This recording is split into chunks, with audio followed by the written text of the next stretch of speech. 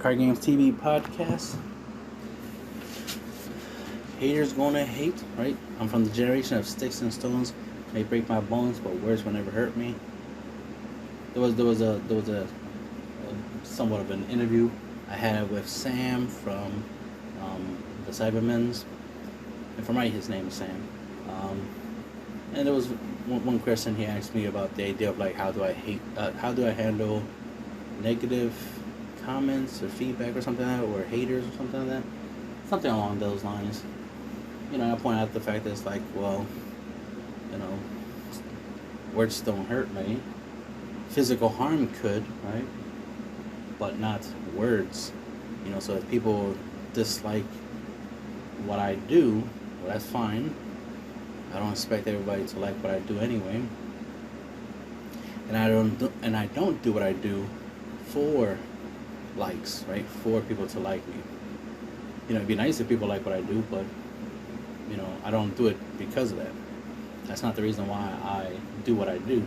I do a lot of different things on the internet. So I'm used to come from the beginning of the internet, right? I'm that old, where that was a thing that at first, especially when you're not used to negativity, right? You're not used to people calling you stupid, right? Saying what you're doing is bullshit, blah blah blah, trash, this and that. When you're not used to people, in person, talking like that, right? Saying negative things to your face. Especially I'm from Philly, so obviously negative, words are fighting words, so that tends to create problems if somebody had wanted to be disrespectful. So that's the thing, I don't tolerate disrespect, and no one should. But at the same time, there are limits. And that's the thing. Sometimes people just go too far. They become disrespectful because they're so used to, the idea that whatever's on their mind, right? Their opinions are valid when they're not, and they want to share it, but they share it in such a negative way. They don't. It's one thing to point out if I made a mistake, point it out to me. I appreciate it. If I make a mistake, let me know, and I'll do my best to correct it, right? But can I consider that, you doing me a favor? I don't consider that disrespect. However, saying something negative to me without any context, that of course that would be disrespect. It's like, okay, what was that for? What's the purpose of that? Especially if you make it personal.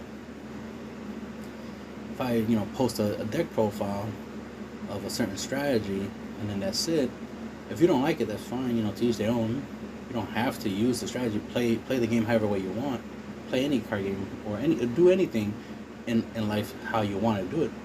But if you're interested in seeing something from a different perspective, seeing how somebody else does something, then well, look at what I'm doing and see how I do things, how I roll, right? My way of thinking. But it is funny that nowadays too many people are against the idea of doing things differently, right? If you're not doing what everybody else is doing, you're wrong, and that's itself wrong. Because as long as what I do works, it works, right? If what I do is the harder way, right? The whole work harder instead of smarter, then hey, if I'm cool working harder than smarter, then that's just on me, right? It doesn't hurt you if I choose to do things the hard way, right? If you prefer to do things the easy way, well then hey, you do you. No one's telling you not to. But sometimes some people act like if I don't play certain cards or I don't play a certain way, then I'm disrespecting them because they prefer to play something different. They prefer to play certain cards. So if I'm like, I don't really use God-Saving Trunks when I play, Blue Unisons, that's not my thing. Some people will have an issue with that. And there was a lot of people who had an issue when they started realizing I wasn't using super combos for like a year and a half. Before, obviously that was before we got the multicolor super combos. Then I started using super combos again. But for like over a year, I wasn't using super combos. That became a big deal. But think about it, I'm just one of many players, and many other players even was like, Oh yeah. I've played without super combos before, but it was just ironic that it was such a big deal that I didn't play super combos. And then most of the comments and responses that I got from some people, they got way too disrespectful. So they ended up earning blocks. Was acting like I disrespected them or something. Like I did something wrong for not playing super combos. It made it seem like it was a universal decree or something, some type of universal law that I broke. Like I broke the law of the universe or something. Like, no, you have to have super combos in every deck. It's the universal law. Like, no. So that was weird, right? But hey, whatever, to each their own. But apparently that was a big deal. And I just went with it. Like, all right, fine, so be it. Like, no matter how many times I justified, not always using super combos, people are going to, keep complaining, keep that idea of I don't play super combos. But there's people still now saying that, oh, you're playing super combos now? Are you playing super combos yet? And it's like, yeah, you're all confused. That is such a weird thing that people, still thinking of that, still thinking that I don't use super combos, even though, one, there was a time I was using them, then I stopped using them for a short period of time. And the thing is, the super combos I stopped using, I still don't use. So yes, I still don't play specific super combos, which are the ones where you have to have 4 or less life. Those super combos I don't play. I don't play the sparking super combos, even though I like them better than the 4 life or less super combos. But I mainly use the multicolor super combos. And now we just got some new multicolor super combos, and I do like some of them, like the Cell. The Cell super combo is really nice, and I'm a fan of the Cell character, so that was nice to get that super combo, which is just the green-yellow version of Napa multicolor super combo, right? Which I use a lot, but it's so ironic that a lot of people still like, oh, you don't use super combos. No, you must not have been paying attention, because for the past year and a half or 2 years now, I've been using Napa super combo like crazy. I've used some other super combos like Android 18, Zamasu. I've even used the Wii super combo, so I've used them. And that's the other thing. I own super combos. I have a whole bunch of super combos. I have all the multicolor super combos. Not the new ones, but I have the old ones. I even have the one-drop super combos. The only one I don't have is the blue Zeno super combo. I could have sworn I ordered them. That reminds me, I still gotta order them just to have them in case I wanna use them. But I have all the other ones. I have all the other one-drop super combos. So I have super combos. I still have my Shigeshas, right? I still have my Kibito Kai super combos, my Android 16 super combos, what was the other one? I have the Black Trunk super combo. I got some old super combos, and then I got the multicolors, and then I got the one drops. So I got super combos. I do use them in some decks, depending if I need, depending on the effects that I need them. Like in my Boma deck, I got the Napa super combos. Obviously, he got a good synergy with Boma. So in my Boma deck, I got Napa. So I use super combos. I just don't use them in every deck, but I do use them in some decks. But anyway, it's just the humorness of the idea that, some people just, they got opinions, right? They want to say what they want to say. All right, fine. Say what you want. I don't care. Because it's pointless for me to care, about somebody's random thoughts. Especially sometimes I take to account that maybe somebody's having a bad day and this makes them happy to talk shit to me. All right, fine. As long as they don't go too far, you know what? I'll ignore it. But there's times where I might delete the comment just because I don't want that comment to encourage other people to do the same thing. Right? I don't want, a whole bunch of people just, yeah, I agree. Like, no. That person was trolling. 'Cause I've seen that a couple times happen, where somebody was clearly trolling, they've even admitted, you know, a couple people admitted that, yeah, they were just trolling, you know, they were just having fun. So they didn't really mean, right, what they said, but it encouraged a lot of other people to agree.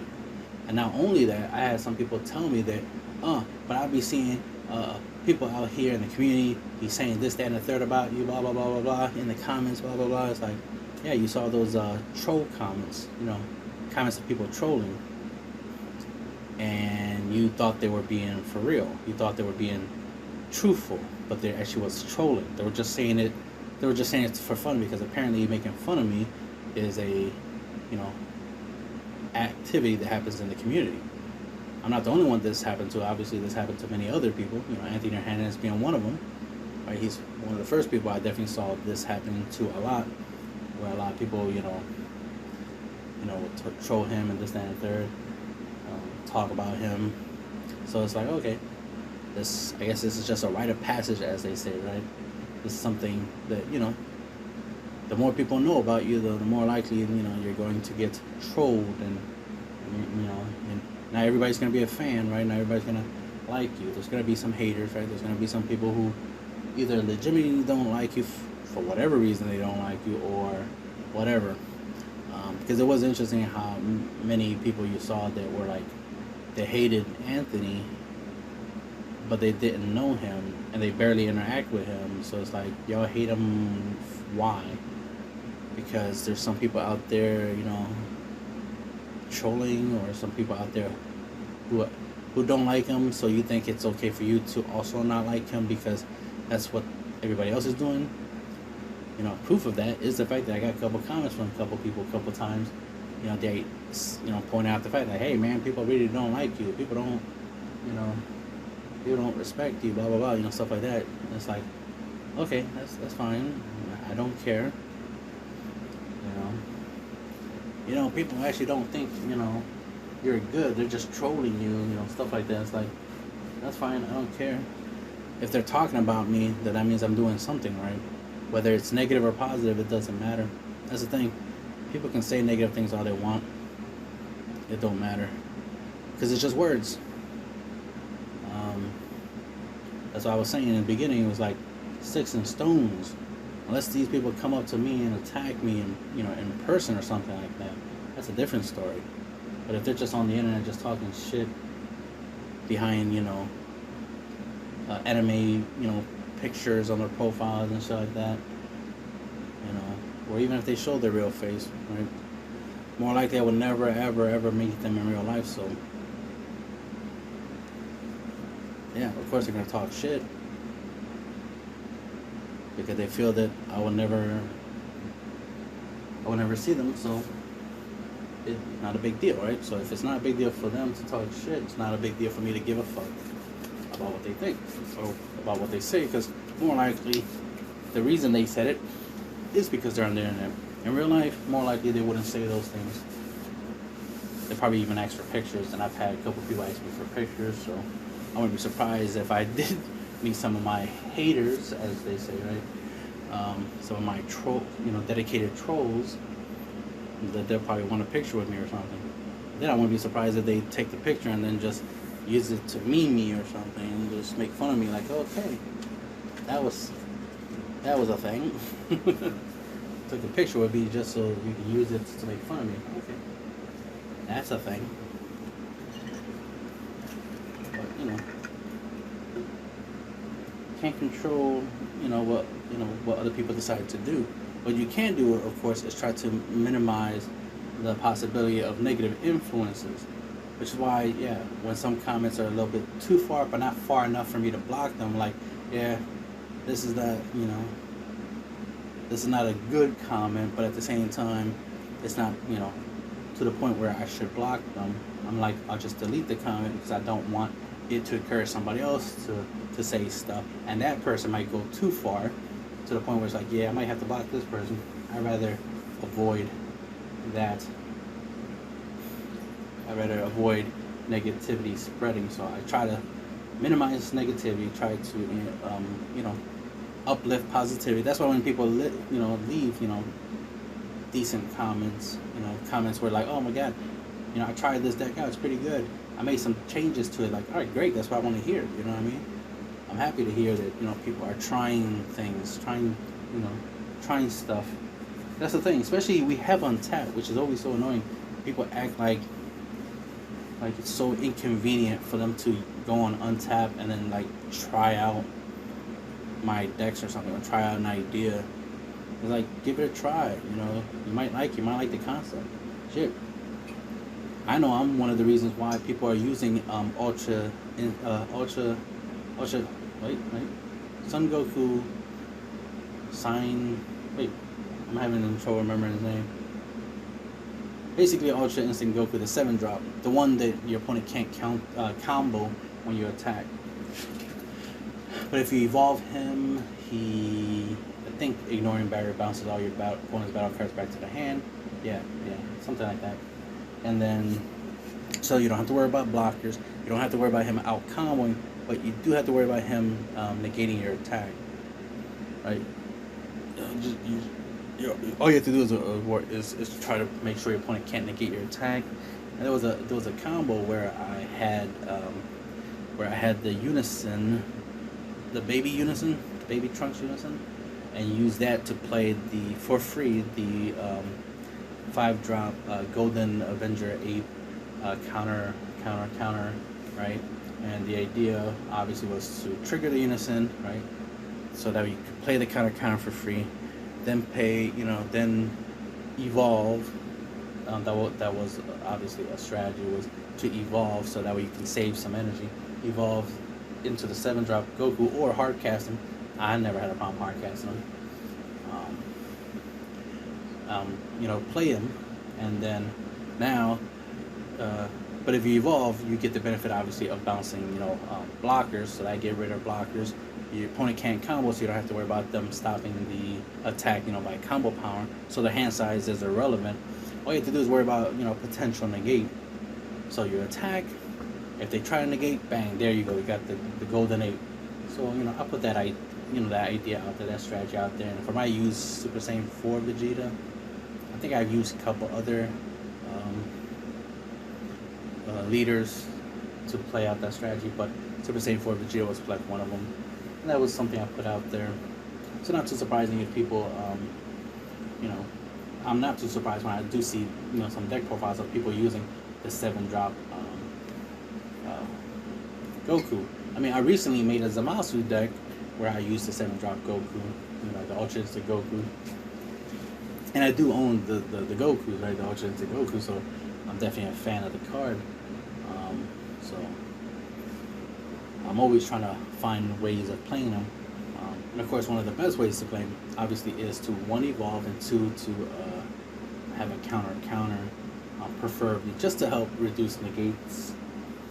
A negate, like a what's his name? Well, definitely those blocker negates, or free negates. Definitely want to stop free negates. You always try to play this strategy when your opponent tapped out, obviously. So the idea is to stop free negates. That's where the whole Golden Avenger strategy comes in.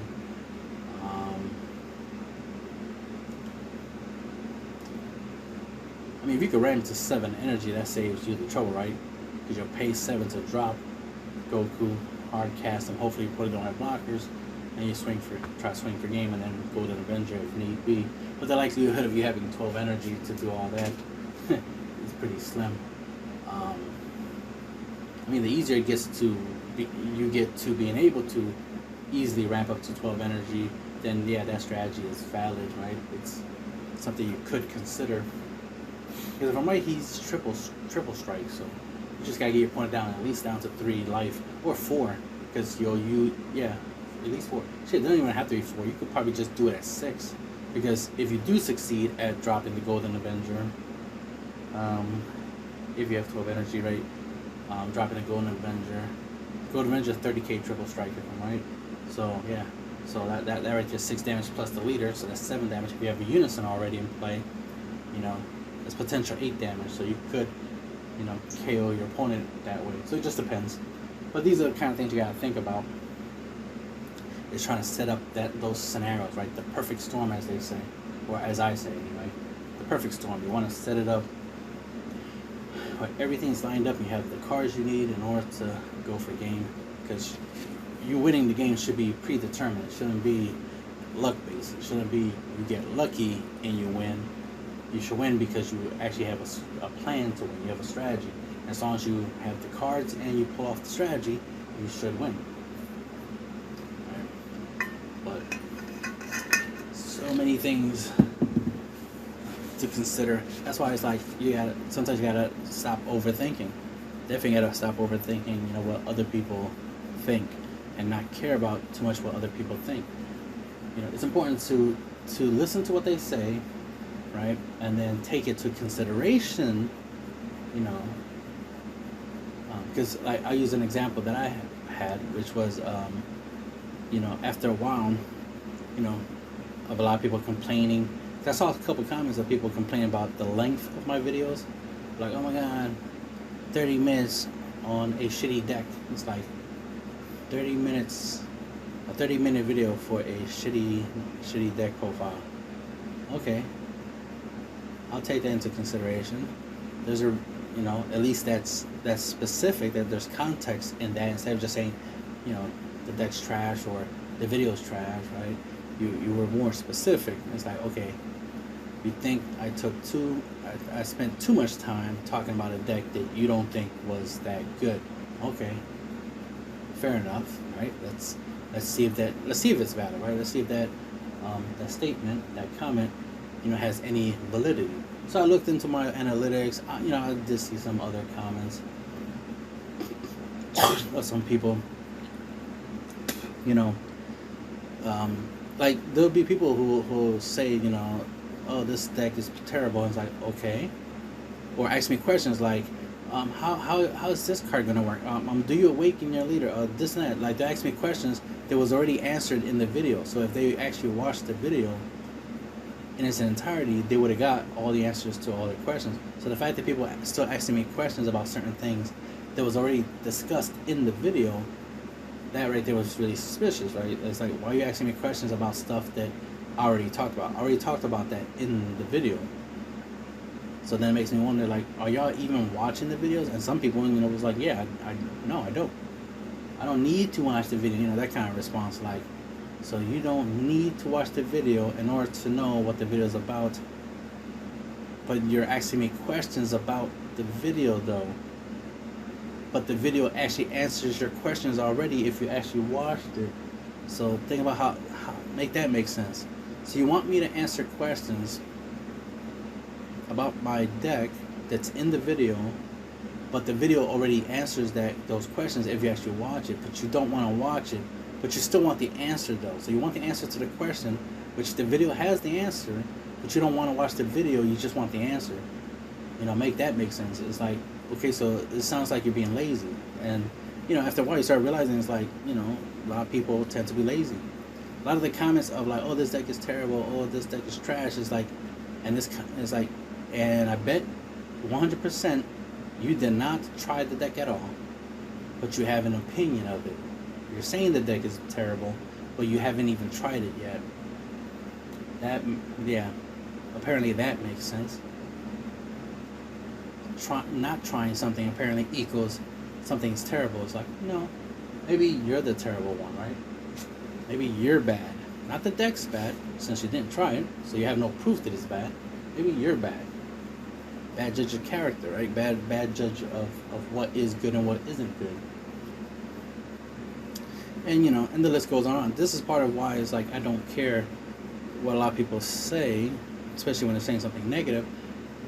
I do care when they say something positive, or at least they have a concern, or they're pointing something out. I always appreciate that. But it's when they're saying something negative, it's like, yeah, there's a reason for this. Either they're ignorant, they're dumb, they're trolling. Something's wrong, and it's not from my side. Something's wrong on their side. So it's just a matter of trying to figure out what it is, especially if I can fix it, right? If I can help what it is, right? So what I was trying to say earlier was the idea of like, because some people were complaining about the length of my videos, or just even the idea that my videos are, my decks, for example, are quote unquote bad, or no, just the idea of the fact that they somebody said that my videos were too long, and other people were saying that they don't watch my videos at all. Is what got me to the whole looking at my analytics on YouTube, just to see, like, do people, actually, watch, how much of my videos do people actually watch, or people literally just don't watch my videos at all. And it's like, okay, that's kind of productive. I spend a lot of time and effort to to make these videos, right, to share these decks and these ideas of mine, of decks that I do play with from time to time, and I do own the cards to build the decks, so I could always put the deck together, and play it. So the fact that people aren't watching the videos is like, okay. And then I checked the analytics and saw that at most, 2.5 minutes of the video on average for video watch. I'm like, so I make 30 to 40 minute videos, but at most I get 2.5 minutes of watch time for the videos. It's like, that's a drastic way. That means I'm wasting about 28 plus minutes of my life talking about something, sharing information, ideas about something that it seems like people don't care to hear. It's like, okay, ultimately, I know at some point some people will take the time to watch, my videos entirety. There was even one person who one time, said, like, yeah, unlike all these other people in the comments who didn't watch your video, I actually watched the whole video, and I understand this, that, and third, and they gave me some feedback, which I respected, and I appreciate it. It's like, okay, at least you gave the video a chance, right? At least you listened to the video. So, and so whatever they say, their critiques were valid, and I respect. I can't, but of course you can't respect the ones who will be like, oh, this is terrible. Oh my God, this video is so not worth watching. That's why I didn't. It's like, what? Okay. Weird to tell me you didn't watch a video. If you didn't watch it, alright, you didn't watch it. That's on you. You're the one that's missing out on something. If you think that you can live your life without looking at my videos, well, that's fine. Hey, to each their own. That's not a problem for me. But logically, the idea that's like, yeah, I am spending a lot of time, on these videos, right? But they're not. But people are not taking the time to check them out. So it's like, okay, so there's a huge waste of time that I'm wasting, and I don't like my time being wasted. So it's like, okay, so I'm gonna still put in, some time and effort, but I'm gonna put less time and effort. So instead of making like a 30-minute video, which is a long time, I'd rather not do 30-minute videos. I used to make videos where I didn't talk. All I did was show you the deck, and that's it. And expected you to, know how to play the game well enough to, play the deck without me explaining it. But I still talk in the videos. I still explain some stuff, because sometimes there's certain key things that I need to point out. So I put in that effort to point those things out. I try to, go through the list real quick, because most people only care about the list, and usually they only care about the list just to criticize it, so to speak, just to have opinions of it. Some people, just like looking at the list, take out the spicy tech. We're like, oh, okay, oh, that's what he's doing. He's using that card to do that, and this, that, that. Oh, I like that idea. I'm gonna go use it, and then that's it, right? Which I'm not against. I would like some credit for it though, but whatever, right? Beggars can't be choosers, as they say. I would love to get the credit that I deserve for inspiring people to, use certain ideas and certain tech cards. I've been seeing people, use a lot of my ideas. But like I said, I do watch YouTube videos. I do watch other people's deck profiles, and I actually do watch the whole entire video.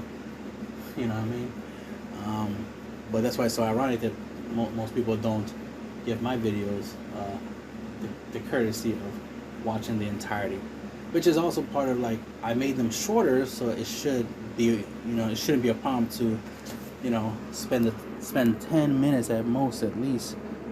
I try to make, short videos. I tend to want my videos to be at least 5 minutes long. That way you could watch 2 videos in 10 minutes, right? Or at least you could watch more videos within an hour. So that way you're not, because if I make 30-minute videos, that means you can only watch 2 of my videos an hour, right? And okay, you might not like that, especially if they're just, about 2 different decks, right? Maybe you want to see more. You don't want to spend a lot of time. I get it. All right, so I'll try to shorten down the video so that way you can see more. Because right now we know we're getting into the whole TikTok era where people just want, to watch a whole bunch of videos back to back real quick and not take too long, which is why it's important to try to give as much information as possible in the first couple minutes to at least hopefully get the person to stay watching the video, until the end, or at least just get enough of their attention for it to matter. So for example, if I make let's say a 10-minute video, hopefully the first 5 minutes has more than enough information that I'm trying to get out there into the community, and the last 5 minutes is just like my own personal thoughts. And if they don't, no one cares about what I think, all right, fine. You don't care what I think, that's cool, as long as you got the important information at the beginning of the video. If you make it to the end, okay, you get some extra bonus, right, as they say. You get some extra insight, in-depth, whatever you want to call it. But if all you want is just the deck list, and you just want to hear a couple reasons, justifications of why I use certain cards, and that's it, and that's good enough for you, all right, fine, to each their own. I'll try to make sure that that's in the beginning of the video, and then whatever happens after that, whatever happens. And that way I can at least try to get as much of my, the important information out there. Because that's the thing, I consider myself a teacher, not a content creator, right? I'm not trying to entertain nobody. I'm trying to educate. I'm trying to share some information. So, that's why I start condensing my videos. Try to be fast, instead of reading every effect. Like a lot of my Hatchiak their profiles, I don't even really mention Hatchiak's leader effect that much, because by now most people should already know. My videos are not for beginners. That was a thing at one time, people complaining about, like, you need to make your videos beginner friendly, blah blah blah. And it's like, my videos are not for people who starting to play the game. If they don't know how to play the game yet, they shouldn't be watching my videos. They should be watching tutorials and stuff and reading the rule books and learning how to play the game first, then watch my videos if they're interested in what I have to say. But my videos are not for beginners. They're not for noobs. They're for more, mid, skill level players or more advanced players. I consider myself, obviously more of an advanced player, so I'm always trying to get better at the game, always trying to improve, concepts, and then share the concepts, because, not only am I trying to get better at the game, obviously, right? All this, effort that I put for myself as a player obviously benefits me, but sharing this information, this knowledge, this experience, helps out others. And I like teaching as much as I like learning. So, of course, if I have something to teach, I'll teach. But it's ironic that not many people see it that way. Not many people, see that I'm trying to share some useful information. Some people just see it as something else, which is why some people think I'm a content creator, and they even try to argue with me that I am a content creator, try to tell me that I need to be more like other content creators, and the list goes on and on. It's like people trying to tell me what I'm supposed to be. It's like, no, you're confused. There's something really wrong here. You're confused. I'm not a content creator. So sorry if you thought I was, but I'm not. I'm just vlogging. I'm just archiving, sharing, my ideas of, that when I'm playing. You're getting to see a lot of behind the scenes, as it were, right? You're getting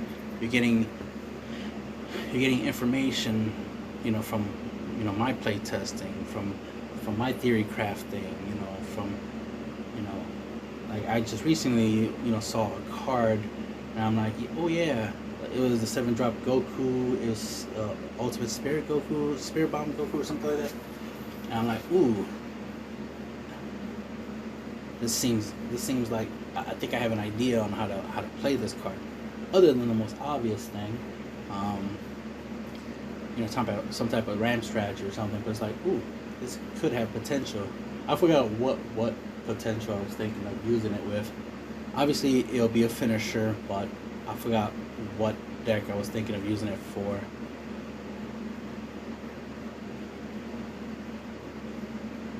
Is it this monster deck? We'll see. We will definitely see. Oh, that reminds me. I got the Boo, not Boo, the Goku and Oob Ultimate. Got it for like $17. So it's one of the cheapest ultimates I've gotten recently. Besides the sells on a reprint, obviously. Got that for like $10, 10 to 12, something like that. Anyway, so I've been obviously collecting on some ultimates, trying to get them while they're hot. So I got me some really, really good ultimates that I've been wanting for a long while, because obviously they have really awesome effects and they have potential. But this Oob, Goku and Oob card, really, really nice because there's the potential to search it out. There's like at least eight cards I can use it to search out. There's 4 cards. Well, there's 2 cards that I can have 4 copies of each. There's 2 cards I can use to try to search it out. There's the old 1-drop Goku's Kind Sane that has the potential to search out the Oob and Goku Ultimate, and then there's a Gohan 3-drop that can grab a 3 cost or higher blue battle card from the drop. So of course, if the Oob, the Goku Oob card Ultimate goes to the drop from being milled or something, I can always add it back to my hand. And then it's an 8-drop, 40k, double strike, dual attack, ultimate. Doesn't have barrier deflect, so it's vulnerable to certain things. It does have an auto, which is I didn't even realize its effect until I actually got the card. I just bought it because it was an ultimate. I wanted it for collection, but then I realized, oh, this is actually playable. I actually would like to play this. It has the auto that when you attack, you take one of your opponent's life and one of their energy and bottom deck them. And since he's dual attack and his auto is not once per turn, you can do that effect twice. So every time you swing, you can burn a life basically. So this is pretty good. Obviously, this would be good against like the Zamasu set 2 leader deck, where you can just get rid of the last life that they have, and just win that way. So that's one good thing. Just the fact that it's like, oh, essentially this is a burn card. I just have to swing and burn. So even if my opponent negates my attack, it doesn't matter. I can restand and attack. The only thing that will really stop me per se, other than like a God Sitting Trunks or something like that, or some type of arrival play that KOs my battle card, would be, what's his name? Baby Hatchiak, right? Baby Hatchiak. Because he'll just make it where I can't attack no more for the rest of the turn, so I can get rid of 1 life. But if my opponent has 2 life, then I won't be able to finish them off. So Baby Hatchiak would save them. But if they use like any negate, even a floodgate negate, wouldn't be that big of a deal, because as long as I can do my first swing is going to burn them for 1 damage anyway. So it doesn't matter if they negate my attack; they're going to lose 1 life. But because of the dual attack, I'll be able to restand and swing again. So as long as I get the second attack, I could burn my opponent for 2 life. Right? The irony, if my opponent used one of those blocker negates, or even a sparking negate, like a free negate where they have to take a life, well, that's a bad idea, because you just automatically will kill yourself. Because the whole idea is to just get rid of the last 2 life you have. So that's the thing. So I'm like, damn, this card is good. Plus he's a 40k double strike, right? So even if you don't stop the attack, you're losing 1 life from just me attacking, and then if the double strike goes through, bang, that's 3 damage off of 1 swing, and I get to swing again, so that's another life you'll lose, so that's 4 life, and then if the second double strike attack goes through, that's 6 damage altogether. So the fact that it can do potentially 6 damage all by itself, right, is busted. So it kind of puts it up there with Cell Zeno. It's an 8 drop, so obviously you want to play in a ramp strategy. So I'm looking into that. I'll probably play with Super Saiyan 4 Vegeta. So there's that. That's not bad. What else? I wouldn't be surprised. There's some like. That's another thing I've been noticing. Not too surprising because we wanted something like this. We wanted a way to get our ultimates, because a lot of times for me, some ultimates are win cons, right? Obviously, right? They tend to be. And the ability to search them out and be able to use them as your win condition, is something that I want to do. And it's like, man, I really need, Bandai to add more stuff that makes it easier to get your ultimate so that you could use it. It's a one-of, right? It's one copy of a really, really good card. It's unfortunate that you have to rely on luck to get it. And as a card game player, especially as a competitive player, you don't want luck. You don't want to put a card in your deck that is based off of luck, that you get lucky if you can use it. No, you want to use it specifically, especially if it's a win con. If you have Cell Zeno, you want to get it all the time. You want to play it all the time and win with it all the time. You want it to be your win con. At least one of the win cons your deck has. So you don't want it to be luck based. So a lot of these ultimates are really nice, and I mean, we gotta give them the ability to be used.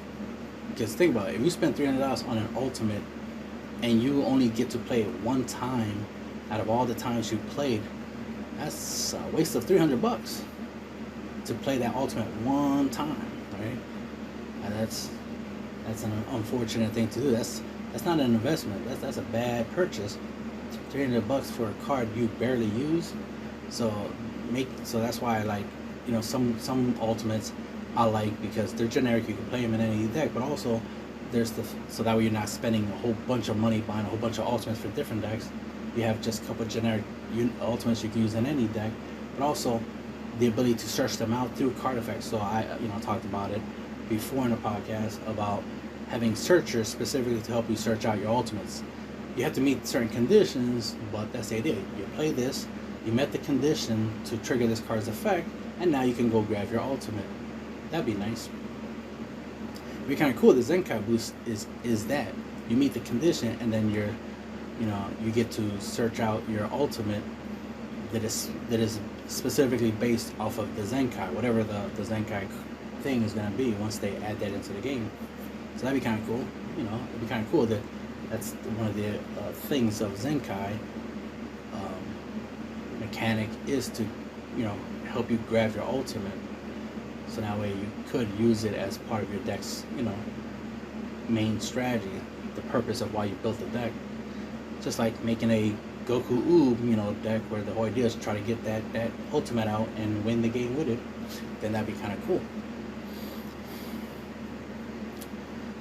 So that's the kind of stuff that I'd be thinking about. And it's like, and I noticed that there's a black card, I think it's a negate or a negate with an active main. Either way, there's a card that lets you bring out Smoke Dragon. So now Smoke Dragon is going back in price, so I'm like, damn it, I missed my opportunity to grab it when it was cheaper.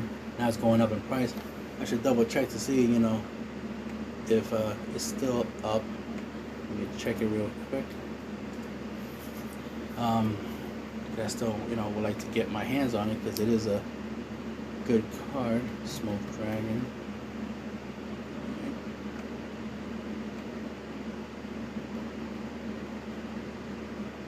Smoke Dragon Eternal. I think that's the one.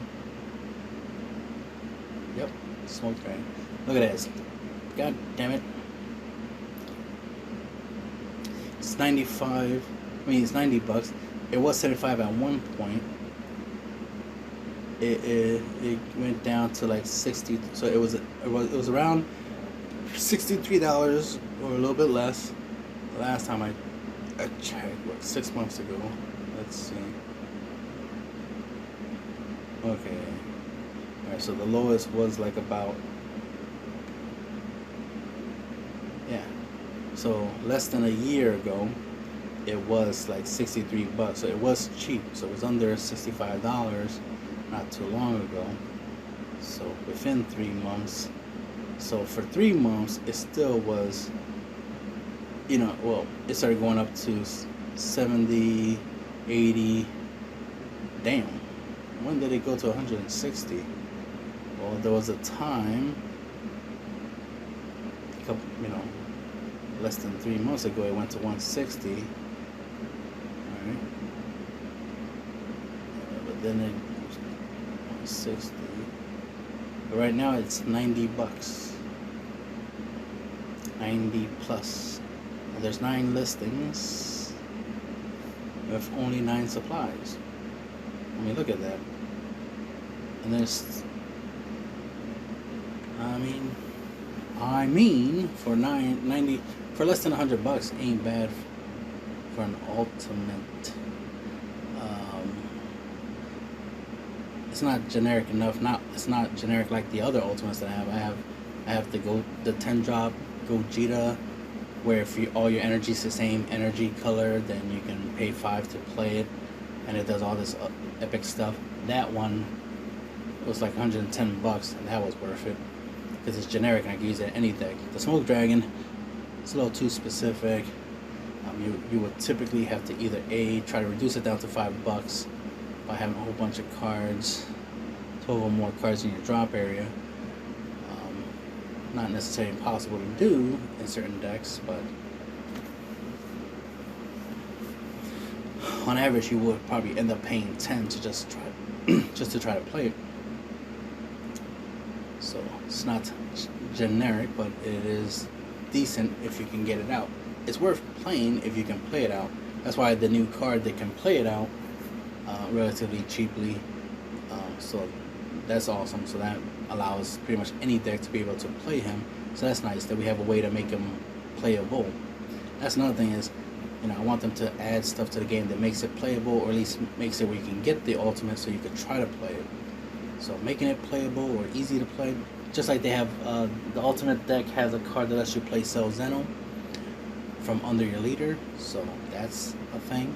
So I like the fact that they're trying to add stuff into the game that helps it make it easier to play your ultimates, especially since you're spending time buying it to have the ultimate. You should have the ability at some point in the game when you're playing to go get it and use it. So that is definitely an idea that I put out there into the internet. So not too surprising to see some coincidence. Some people like to think it's a coincidence. Some coincidence that Bandai is doing some stuff after I talked about it. Because originally when people were complaining about me not using super combos, I was like, well, if they make super combos that have actual good effects, like Shigesh and stuff like that, instead of draw a card, draw a card, draw a card, draw a card, that's getting a little old. That every super combo does the same thing, just draw a mother effing card.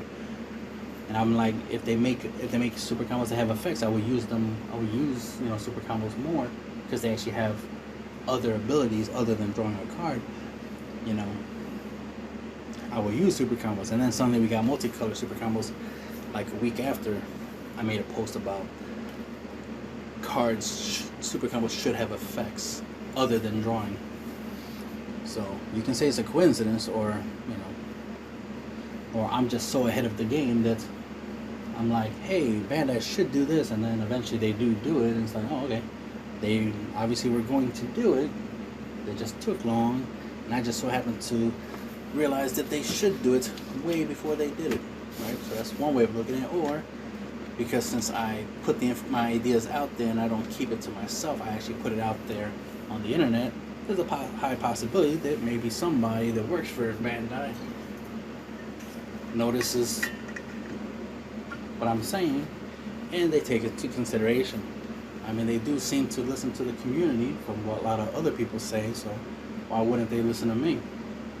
I mean, I do have good ideas, and a lot of the stuff that I want in the game is in the game. Like I had the idea for life gaining, then they created Rejuvenate, right?